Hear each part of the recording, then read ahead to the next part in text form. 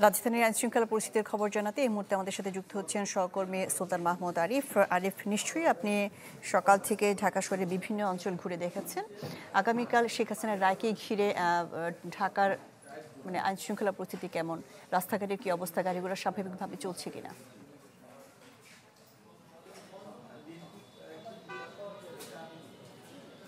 আগামীকালকের শেখ হাসিনা রায়কে কেন্দ্র করে ইতিমধ্যে কয়েকটি জায়গায় আমরা ককটেল বিস্ফোরণের ছোটোখাটো কয়েকটা ঘটনা শুনেছি। তবে এর আগের রায়কে কেন্দ্র করে যেভাবে এক ধরনের বিশৃঙ্খল পরিবেশ তৈরি করেছিল, সেই ধরনের বিশৃঙ্খল পরিবেশ কিন্তু আজকে সারাদিন সেভাবে আসলে ঘটানোর কোনো তেমন একটা খবর আমরা পাইনি। তবে এর বাইরে আমরা ঢাকা মেট্রোপলিটন পুলিশের কাছ থেকে যে তথ্য পেয়েছি, সকালে আমাদেরকে জানিয়েছেন যে 10 জনের বেশি গ্রেপ্তার করা হয়েছে এবং বিকেলের দিকে মোহাম্মদপুর থেকেও বেশ কয়েকজনকে গ্রেপ্তার করা হয়েছে এবং নাশকতার যারাই চেষ্টা করছেন, যেখানে সন্দেহ হচ্ছে সেখানেই কিন্তু আইনশৃঙ্খলা রক্ষাকারী বাহিনীর সদস্যরা তৎপর আছেন এবং তারা কাজ করছেন এবং পাশাপাশি পুলিশ সদস্যের পাশাপাশি এপিবিএনের সদস্যরা কিন্তু এখানে কাজ করছেন এবং যেখানেই সন্দেহযুক্ত কাউকে মনে হচ্ছে সেখানে তারা সেটি তল্লাশি করছেন। এবং এছাড়া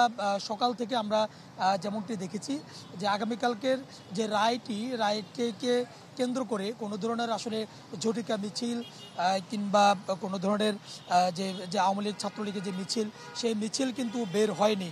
এবং সব মিলে বলা যায় যে যদিও কোনো ধরনের বিশৃঙ্খল পরিবেশ এখন পর্যন্ত তৈরি হয়নি, তবে আগামীকালকের রায়কে কেন্দ্র করে যেন কোনো রকম বিশৃঙ্খল পরিবেশ তৈরি না হয় সেই জন্য কিন্তু রাজধানীর বিভিন্ন মোড়ে মোড়ে আইনশৃঙ্খলা রক্ষাকারী বাহিনীর সদস্যরা রয়েছেন এবং তারা সর্বাত্মক পাহারা দিচ্ছেন এবং যাকে যেখানে সন্দেহ হচ্ছে না কেন সেটা তারা তল্লাশি করছে। সব মিলে বলা যায় যে আগামীকালকের রায়কে কেন্দ্র করে কোনোরকম বিশৃঙ্খল পরিবেশ যেন তৈরি না হয় সেই জন্য কিন্তু আইনশৃঙ্খলা রক্ষাকারী বাহিনীর সদস্যরা প্রস্তুত রয়েছেন। জি, সুলতান মাহমুদ আরিফ, আপনাকে ধন্যবাদ। জুলাই হত্যা মামলায় শেখ হাসিনার রায়কে কেন্দ্র করে রাজধানীর আইনশৃঙ্খলা পরিস্থিতির খবরাখবর জানাচ্ছিলেন সুলতান মাহমুদ আরিফ।